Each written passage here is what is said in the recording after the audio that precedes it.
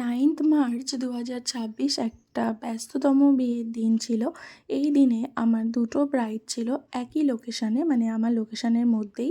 আর আমি একই ডেটে দুটো কাজ করেছি, 3টে কাজও করেছি। এমন সমস্যার মধ্যেই পড়লাম। কি বলছে? বলছে 6টার পরে হবে। আমি 6টার আগে কিন্তু হবেই না, পরে ছাড়া যদি দেয় তো হয়। একবার তবু তুমি কথা বলতে সামনে পরে আমাকে তুমি বলো। আসো, তুমি আমি আসো। আর থাকছি কথা বলে। এবার একবার কথা বলবে একটুখানি বললি বললাম তো একটু কথা বলে না। বলছি কি বলছো? তোমার কতক্ষণ টাইম লাগবে? थोड़ा बात कर। आप कितना टाइम लगेगा?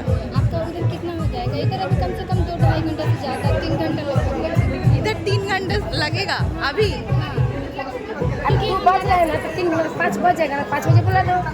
क्योंकि ना दीदी हमारा कोई रिचुअल हुआ नहीं है, जब तक ऊपर से हल्दी नहीं आता है ना कुछ नहीं होता है। तो अभी थोड़ा देर पहले हल्दी आया, तभी शुरू हुआ। अभी हल्दी আমাকে তো একটা টাইम দিয়েছিল। नहीं 1 बजे तो टाइम तो हमने नहीं दिया था, मैंने दीदी को बोला था 4 बजे के बाद बुलाएगा। अरे दीदी छोड़िए ना।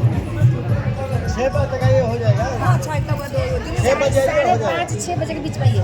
6 बजे हो जाएगा। তোমরা বুঝতেই পারছো আমি কত বড় একটা সমস্যার মধ্যে পড়ে গেলাম। আর আমি টাইম নিয়েছিলাম 1টা থেকে 1:30টা, তো আমি 1:30টার মধ্যেই পৌঁছেছিলাম।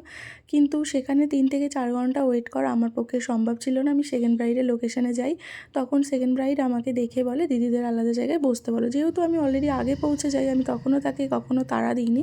কিন্তু 4টে যখন বেজে গেছে, কারণ আমার সেকেন্ড ব্রাইডের টাইম ছিল 3:30, 4টে অলরেডি বেজে গেছে, তখনও সেকেন্ড ব্রাইডের হলদি চলছে, তোমরা দেখতেই পাচ্ছ। আর ব্রাইডের অবস্থা দেখো, আমাকে দেখে দৌড়াচ্ছে।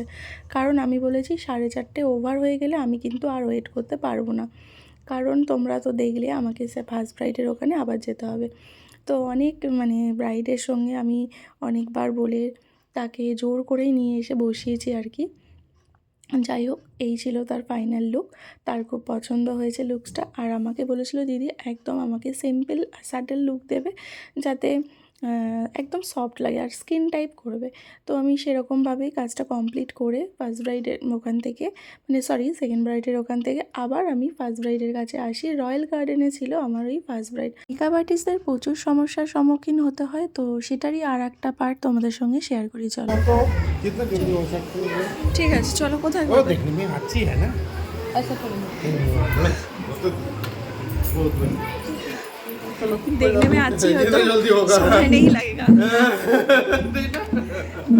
দেখনে মে আচ্ছা হো তো টাইম ज़्यादा नहीं लगेगा, এই কথাটাই দাদাটা আমাকে বলেছিল। এই দেখো তার একটা বিফোর লুক নিলাম আর আফটার লুকটা রেডি করছি। সত্যিই কি তাই যে দেখতে সুন্দর হলে সময় লাগে না? যাই হোক, আমি আর এই বিষয়টা নিয়ে একদমই কথা বাড়াইনি, কারণ আমাকে একদম টাইমে তাকে ছাড়তেও হবে, কারণ সে আমার জন্য অলরেডি 7টা পর্যন্ত ওয়েট করেছে। তো আফটারে তার খুব পছন্দ হয়েছে লুকসটা, সে সুন্দর করে আমাকে একটা রিভিউও দিয়েছে আর খুব মিষ্টি। দেখো প্রত্যেকেরই একটা স্পেশাল দিন আছে, আর স্পেশাল দিনটাকে স্পেশাল করার জন্যই আমাদেরকে কিন্তু ডাকা হয়। আচ্ছা, এই হেয়ারস্টাইলটা আমি কিন্তু ফার্স্ট টাইম কোনো ব্রাইডের ওপরে করেছি। অ্যাকচুয়ালি আমার এই ব্রাইড ছিল বিহারি আর বিয়ে হচ্ছিল বাঙালির সাথে, তো রিচুয়াল সম্পর্কে কারোর কোনো আইডিয়াই ছিল না, যে কারণে এত সমস্যার সম্মুখীন হতে হলো। যাই হোক, ফুল লুকটা কমপ্লিট হয়ে গেছে। তোমাদের কেমন লাগলো অবশ্যই একটা কমেন্টে জানিও।